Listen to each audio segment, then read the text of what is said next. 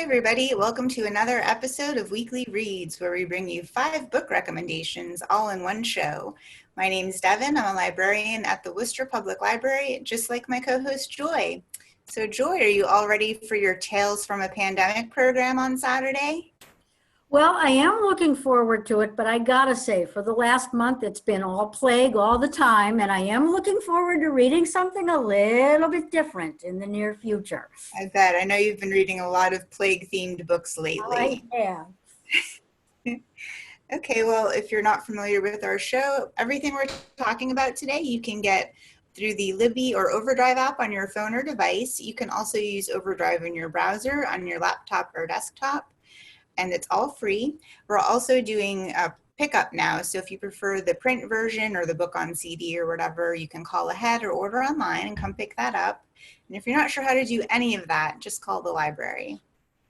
So now I'm going to switch screens so you can see what we have lined up for you this week. Okay, so as usual, I'm going to focus on the fiction. Joy will do the nonfiction, and we have our coming soon title. So this was my first choice, The Luncheon of the Boating Party by Susan Vreeland. This book came out in 2007, but you know, just because a book came out a while ago doesn't mean we shouldn't give it a shot, and this one was fantastic. It was a New York Times bestseller, and if you don't know Vreeland, she's written several historical fiction novels that focus on art or artists, like this one, also The Girl in Hyacinth Blue, The Passion of Artemisia, and Clara and Mr. Tiffany. So in this book, she focuses on a single painting from 1881, Auguste Renoir's masterpiece, which depicts a gathering of Renoir's real friends enjoying a summer Sunday on a cafe terrace along the Seine. Narrated by Renoir and several of the models in the painting, which I put a slightly bigger image of right here for you.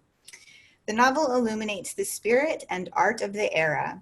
Vreeland paints the lives of her characters, their loves, losses, and triumphs so vividly that, according to the Boston Globe, the painting literally comes alive.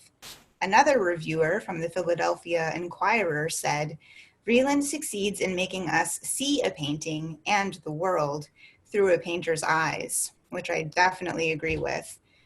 You might already know that I enjoy art and historical fiction, so I'm a little surprised I haven't read Vreeland before, but now that I've started, I'm going to read more of her work. I really loved how she used all of the senses in the book, the way that Renoir saw light and appreciated its interplay with color, how he felt the newness of a paintbrush, how Louise Alphonsine, who's this lady right here, standing up in the hat, how she imagined the taste of berries at the luncheon, and how the water glasses were switched from new uniform ones to old glasses that gave the scene texture. Since this is set in Paris, there is a lot of wine and flirting, but I also learned a lot about the struggles of the then new Impressionist movement and of the French people.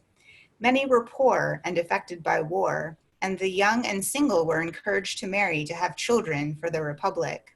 I also learned a lot about Renoir, of course, whose goal was to paint only images that brought pleasure. And that is a really pleasurable image to look at. It looks like a nice, relaxing Sunday afternoon with your friends and good food, and you're outdoors and the weather's perfect. I could really go there right now.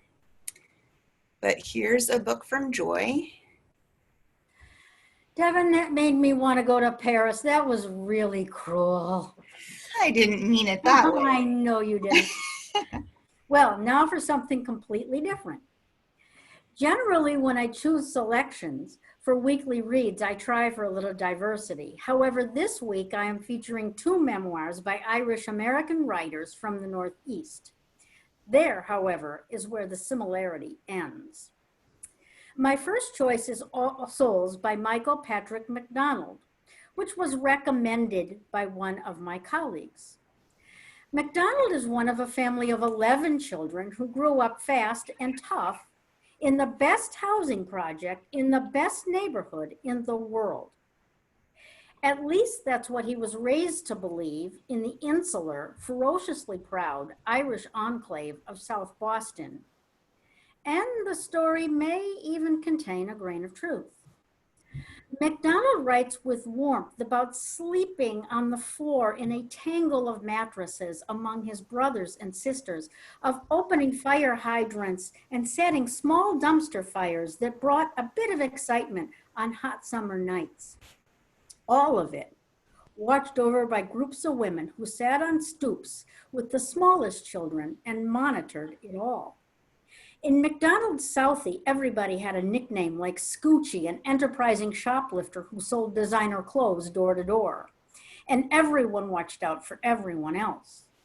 McDonald's mother, Helen, was a beautiful, mini-skirted redhead who played Irish accordion in neighborhood bars and raised her 11 children by several different fathers in proud defiance of neighborhood mores. The people of Southie were poor. Yes, in fact, South Boston contained the highest concentration of white poverty of any place in the nation. But residents comforted themselves by thanking God and Whitey Bulger that at least they weren't beset by drugs and gun violence like the people in surrounding Black neighborhoods. At least that was what their politicians told them. In 1974, South Boston exploded in an orgy of violence in response to court-mandated school busing that exposed an undercurrent of vicious racism and destabilized the neighborhood for a generation. This was followed by a flood of drugs and, inevitably, violence, encouraged by that hypocritical local hero, Whitey Bulger, and aided and abetted by the community's notorious code of silence. Never, ever snitch. By the time MacDonald sat down to write All Souls, he counted over 200 victims of homicide, suicide, or overdose, many of them young, and among them 3 of his brothers. And he was determined to do what he could to stop it by, among other things, collaborating across racial lines to confront the problems that bedevil the poor of all races. One reviewer called this book an Irish wake, where laughter and celebration take place against the backdrop of death. And yes, All Souls is an indictment and an expose, but it is also a love song to the community where MacDonald grew up and the community that he still calls home. I did not think Whitey Bulger would be in that book. That's unexpected. He was the king of South Boston at that time. Wow. Okay, well, here's my next fiction choice. Devolution, a first-hand account of the Rainier Sasquatch massacre. So this book just came out in June this summer. It's by Max Brooks. It was a New York Times bestseller. And if you think that Max Brooks sounds familiar, he also wrote World War Z, which was a very popular zombie novel, and it was made into a movie starring Brad Pitt. So if you don't know what Mount Rainier is, just to make sure we're all on the same page, it's an active volcano in the Pacific Northwest. So this book has gotten lots of great reviews. It's being called a tale of supernatural mayhem that fans of Stephen King and Michael Crichton will both enjoy, which I thought was a really great endorsement. So in the book, when the ashes and chaos from Mount Rainier's eruption settle, the story of the Green Loop massacre passes unnoticed until now. The journals of Kate Holland, a resident, recovered from the town's wreckage, capture a tale too harrowing to be forgotten. Brooks brings Kate's account to light, reproducing her words alongside his own investigations into the massacre and the beasts behind it.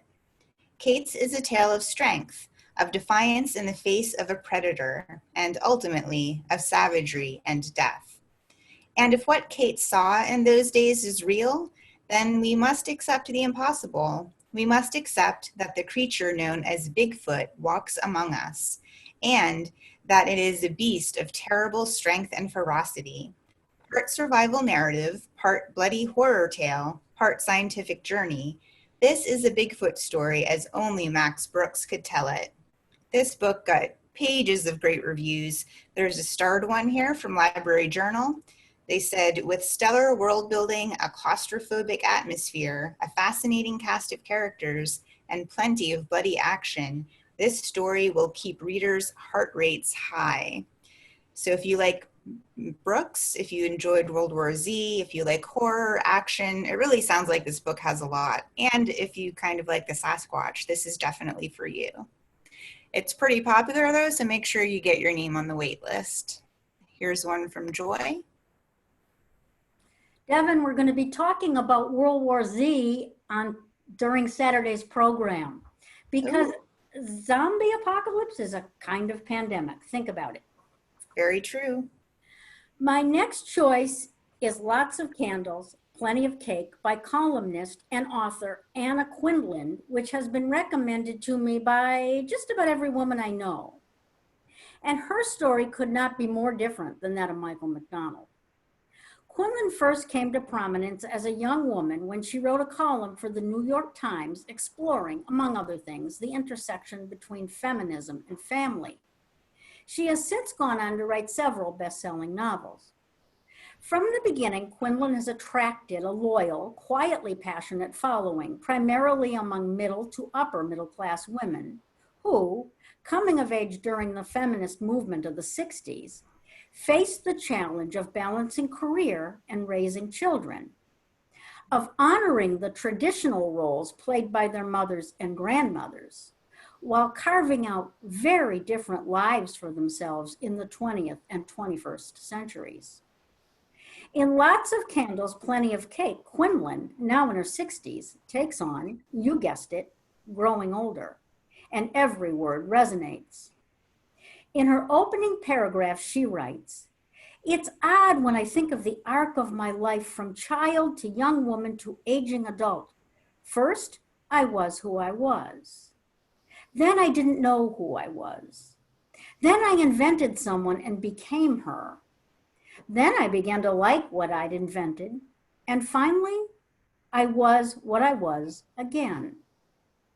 The idea that youth, with all its excitement and endless striving, may give way in old age to self-acceptance, to an appreciation of what is truly important, to a contentment that lies just this side of tedium, and that these gains can at least in part make up for the losses that aging inevitably brings, is the central theme of this work.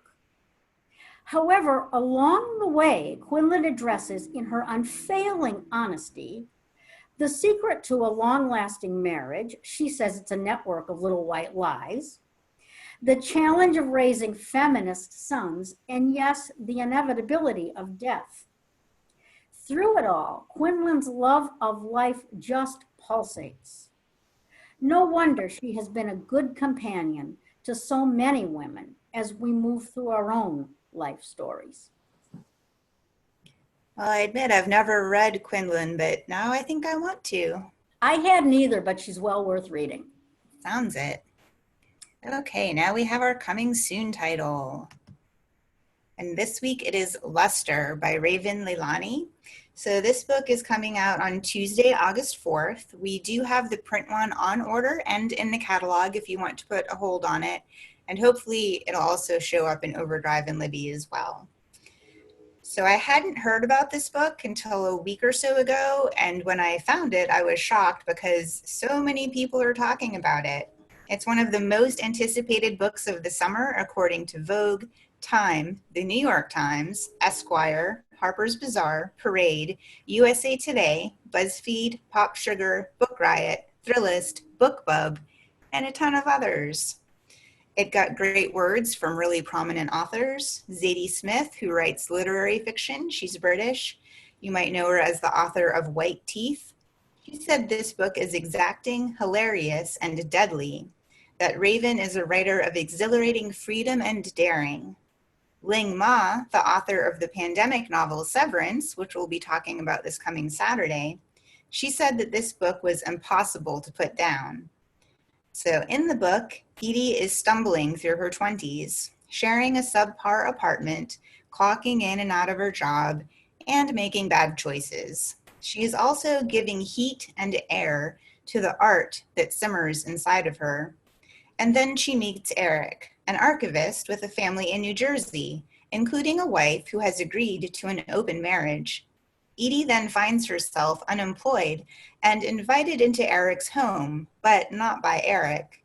She becomes an ally to his wife and a role model to his adopted daughter. Edie may be the only Black woman that young Akila knows. Irresistibly unruly, razor sharp, and absorbing, Lester is a portrait of a young woman trying to make sense of her life. It is also an aching description of how hard it is to believe in your own talent and the unexpected influences that bring us to ourselves along the way. So I'm excited about this book. It's getting so much buzz, and the concept I think is really interesting and original. So it is coming out on August 4th if you want to put a hold on it. But otherwise, that brings us to the end of our episode. Thanks so much for watching. Don't forget that if there's a title, a subject, a genre, something you're looking for, just put it in the comments below and join on. We'll see what we can do. Otherwise, thanks so much for watching. See you later, fellow readers.